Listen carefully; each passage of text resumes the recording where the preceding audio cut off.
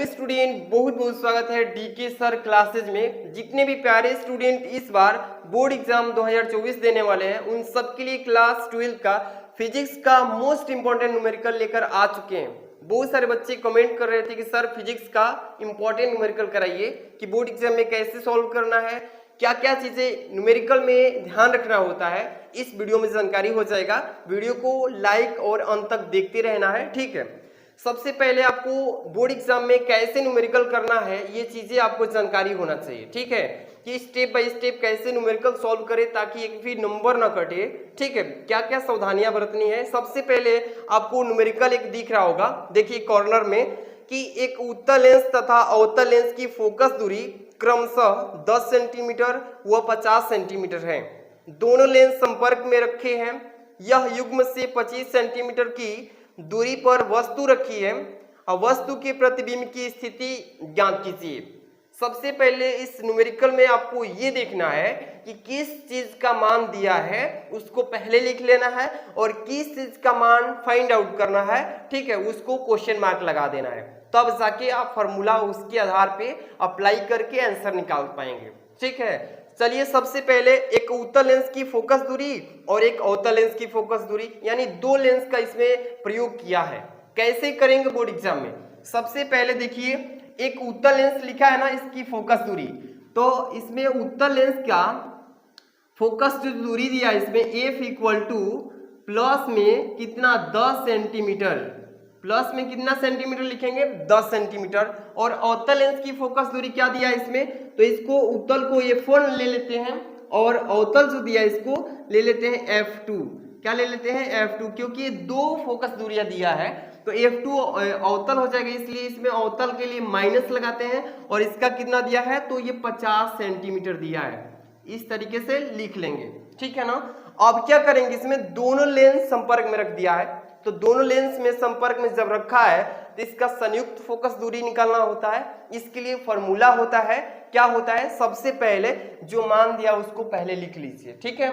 चलिए इसमें संयुक्त, यह लिखा है ना कि यह युग्म से 25 सेंटीमीटर दूरी पर वस्तु है, यानी कि यू का मान कितना दिया है 25 सेंटीमीटर। ये देखिए इसमें आपको u बराबर 25 सेंटीमीटर लिखना पड़ेगा क्योंकि ये युग्म से हैं, दोनों की फोकस दूरियों के आधार पे इसकी वस्तु की दूरी रखा है।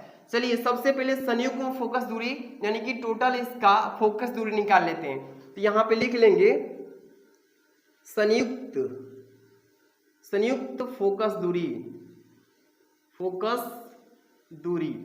संयुक्त फोकस दूरी के लिए फॉर्मूला क्या होता है, 1/f is equal to 1/f1 plus होता है 1/f2, ठीक है ना। ये फॉर्मूला अप्लाई कर लेना है। इसके बाद अभी हम चलेंगे आगे, इसको अप्लाई करने के लिए 1/f is equal to 1/f1। f1 का मान कितना है 10 सेंटीमीटर और यहाँ पे प्लस है, यहाँ पे f2 का मान माइनस का 50, इसको ब्रैकेट में कर लेते हैं।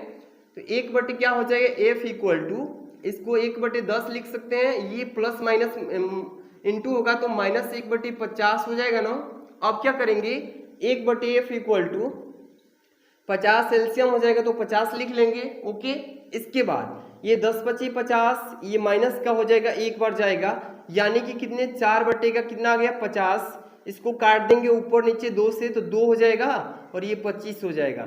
तो ये 1/f का मान कितना आ गया, तो ये 1/f का मान 2/25 आ गया, ठीक है, सेंटीमीटर। इसको यहीं तक रहने देते हैं क्योंकि अभी हमें इसमें क्या निकालना है, वस्तु के प्रतिबिंब की दूरी। उसके लिए लेंस का फॉर्मूला अप्लाई करना पड़ेगा, ठीक है। यहाँ से लेंस का फॉर्मूला अप्लाई करेंगे, लिखेंगे लेंस के सूत्र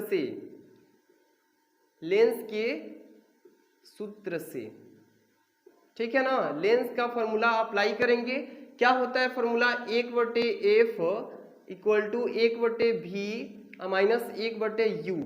ध्यान रखिएगा अगर आप लेंस का फॉर्मूला अप्लाई करेंगे तो माइनस लगेगा, अगर यही दर्पण का फॉर्मूला होता तो यहाँ पे प्लस हो जाता, ठीक है। तो ये चीज आपको ध्यान में रखना है।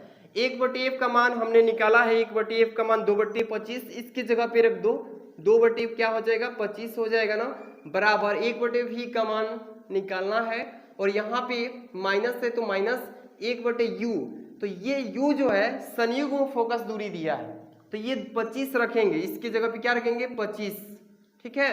अब इसको पक्षांतर करके 1/v का मान निकाल लेते हैं, तो लिखेंगे 1/v बराबर, अब ये देखिए ये 2/25 ऐसे ही रहेगा, 2/25 ये वाला जो है -1/25 को उस साइड लाएंगे तो ये प्लस हो जाएगा 1/25, इसका एलसीएम लीजिए फटाक से, 1/v इक्वल टू क्या हो जाएगा, ये 25 होगा, ऊपर 2 प्लस 1 हो जाएगा, कितना हो जाएगा 3/25 हो जाएगा ना।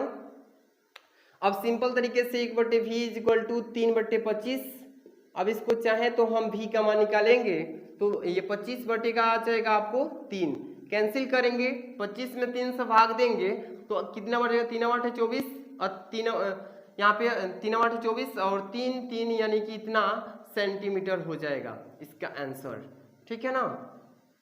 तो सबसे पहले न्यूमेरिकल में आपको क्या ध्यान रखना है कि जिस चीज का मान दिया है उसको पहले लिख लेना है, जैसे मैंने दिया है F1 F2 U का मान।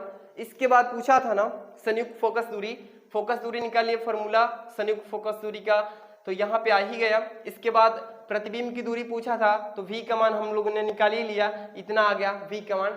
इसी तरीके से आपको लास्ट में जो मान दिया है मात्रक उसको जरूर लिखना है, ठीक है। मात्रक अगर आप छोड़ देते हैं तो आपका नंबर आधा नंबर कट जाता है, इसलिए मात्रक पर भी ध्यान देना है। इसके बाद नेक्स्ट क्वेश्चन आपके सामने आने वाला है, ठीक है। इसके बाद नेक्स्ट क्वेश्चन आपको दिख रहा होगा, देखिए क्या लिखा है कि 10 पिकोफैरड का एक संधारित्र 50 वोल्ट बैटरी से जुड़ा है, संधारित्र में कितनी स्थिर विद्युत ऊर्जा संचित है, ठीक है। सबसे पहले इसमें किस चीज का मान दिया है उसको आपको नोट करना है, इसके बाद सूत्र का अप्लाई करना है। सबसे पहले देखिए इसमें क्या लिखा है कि 10 पिकोफैरड संधारित्र यानी कि C का मान दिया है 10 पिकोफैरड। तो सबसे पहले समझिए इसको, 10 पिकोफैरड लिखा है ना, तो ये पिकोफैरड को सबसे पहले C = 10 पिकोफैरड, इसको चेंज करना है फैरड में, ठीक है। सबसे छोटी इकाई में चेंज करके तभी आप मान को रखेंगे, नहीं तो आंसर नहीं आएगा। तो C बराबर लिखेंगे 10 पिकोफैरड को हम किस में बदल रहे हैं फैरड में, इसलिए गुणा 10⁻12 फैरड, कितना हो जाएगा 10⁻12 फैरड हो जाएगा। अब इसमें क्या दिया है 50 वोल्ट, यानी कि V का भी मान दिया है कितना 50 वोल्ट की बैटरी है, कितने वोल्ट की 50 वोल्ट की बैटरी है। इसमें क्या निकालना है फॉर्मूला U इक्वल क्या हो जाएगा 1/2 यानी कि CV², ये वाला फॉर्मूला अप्लाई करेंगे और इजीली से आप निकाल लेंगे, यानी कि स्थितिज ऊर्जा का फॉर्मूला यानी कि U = 1/2 गुणे C का मान आप यहाँ पे देख सकते हैं 10 × 10⁻⁻12 और V का मान दिया है 50, यानी कि 50 का क्या कर देंगे स्क्वायर कर देंगे, ठीक है। अब यहाँ से चाहे तो 2 × 5 = 10 इसको काट सकते हैं।